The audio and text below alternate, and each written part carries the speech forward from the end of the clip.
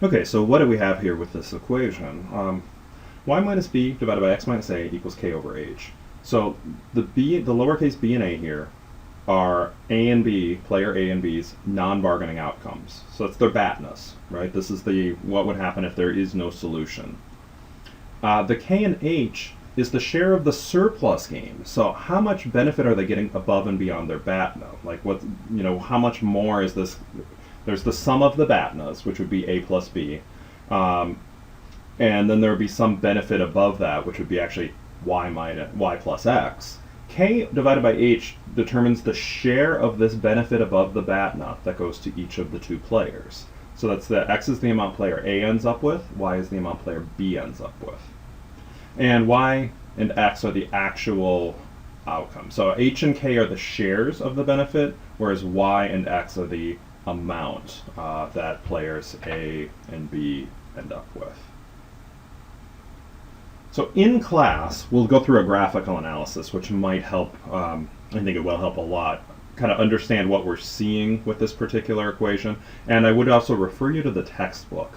This is it's not necessarily the most intuitive thing that we'll cover on Nash's solution, but there's really good coverage in there. And it's a really neat topic, and an important topic in terms of kind of real-world bargaining is up there in terms of real-world applications for what we'll cover in this class.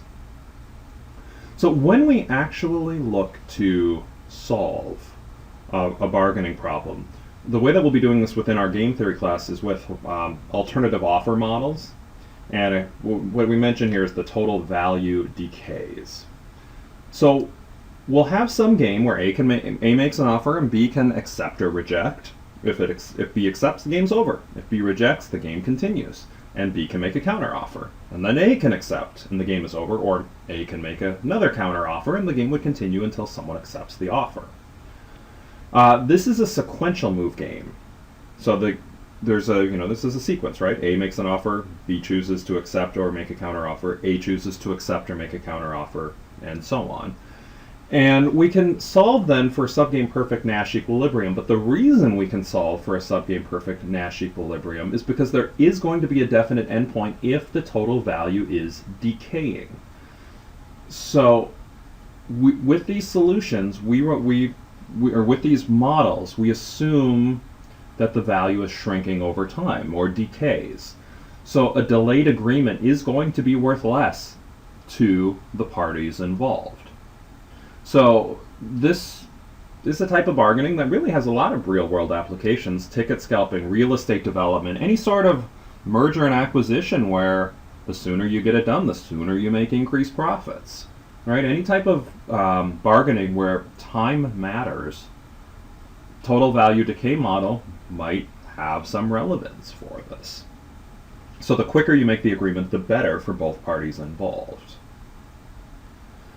What we'll find when we're going through these problems is that if the total value decays slowly, the slides here say, might be not, the outcome will seem fair. And fair is probably the wrong word here because it's a normative concept, but it would seem more equal.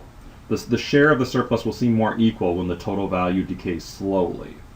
If the total value, though, decays rapidly, so if there's a very quick, rapid decay, we're going to see that the player making the initial offer is going to have a huge advantage in these types of games.